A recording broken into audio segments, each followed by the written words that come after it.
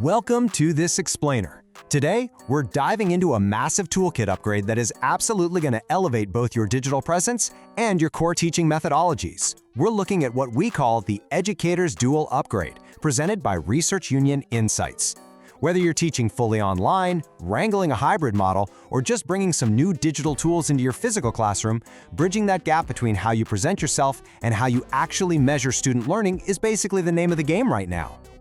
So, here is our roadmap for this dual upgrade. We're going to cover 1. The modern educator upgrade. 2. Enhancing your digital presence.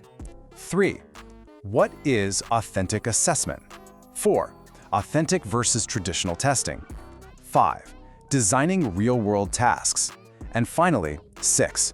Measuring student learning. Let's get right into it. Section 1. The modern educator upgrade. Bridging virtual presence and pedagogy. The modern classroom throws some really unique challenges at us.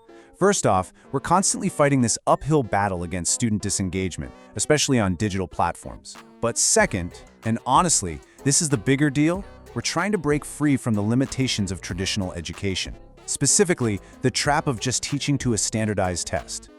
Section 2. Enhancing your digital presence, mastering video calls.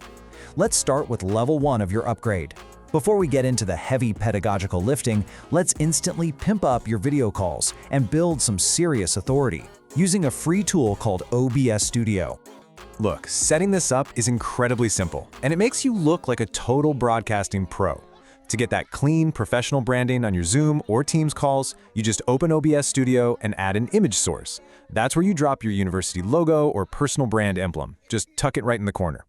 Next, add a text source to build a nice lower third banner with your name. Now, the real trick here, make sure you crank that background opacity all the way up to 100 so your text actually pops over your video feed. Once that's looking good, just hit Start Virtual Camera, select it in your Zoom settings, and boom, instant professional upgrade.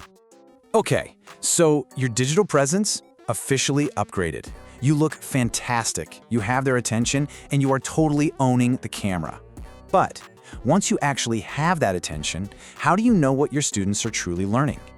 Section 3. What is authentic assessment? The core upgrade.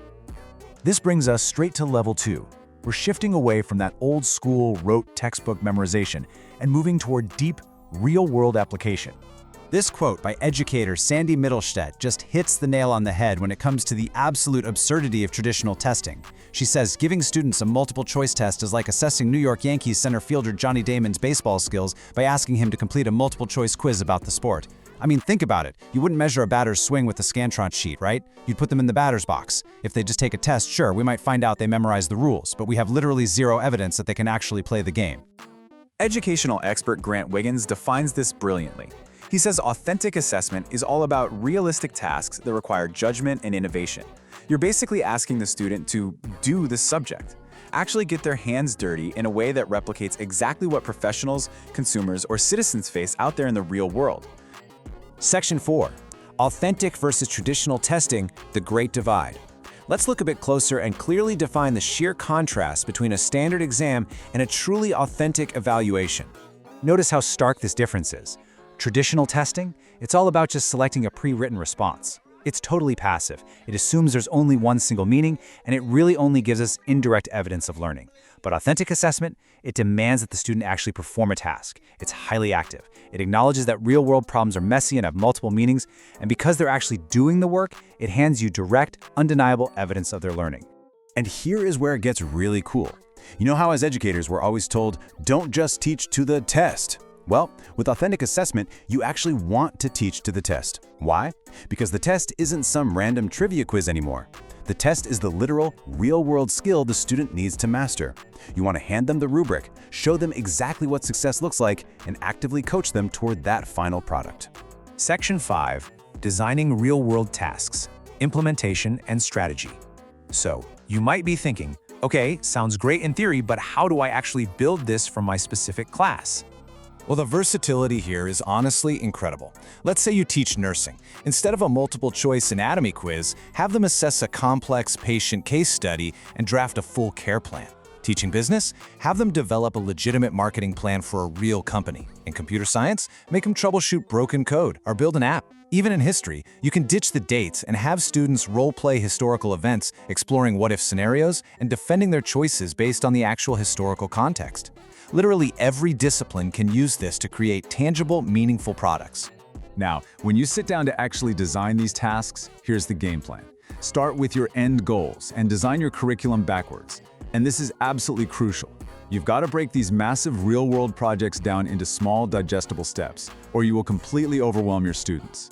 Give them clear benchmarks along the way, and build in time for self and peer assessment. Oh, and a quick heads up, building these rubrics is tough. Actually, scratch that, it can be really challenging. Expect some bumps in the road, but don't get frustrated. The depth of learning you'll see at the end makes it so worth it.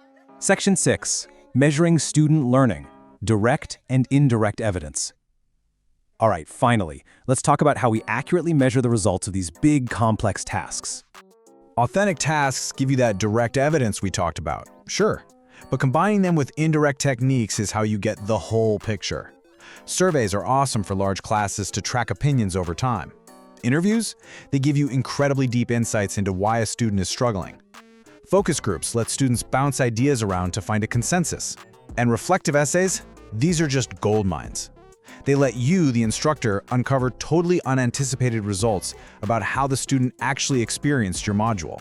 Seriously, I want to emphasize this. Never ever underestimate the power of student reflection. We're always in such a rush to grade things and move on to the next unit, but pausing to ask students to reflect on what they just did, that's where the magic happens. It helps them actively recognize their own growth, and it highlights the exact bottlenecks where you can tweak and improve the course for next semester. So as you take this dual upgrade back to your own workflow, whether you're firing up OBS Studio to own that digital camera presence, or totally redesigning your syllabus backward from a massive real-world task, I want to leave you with one final provocative question. Take a hard look at your next upcoming exam and ask yourself honestly, are you just testing their memory, or are you genuinely testing their mastery? Thanks so much for joining me on this explainer, and I'll catch you next time.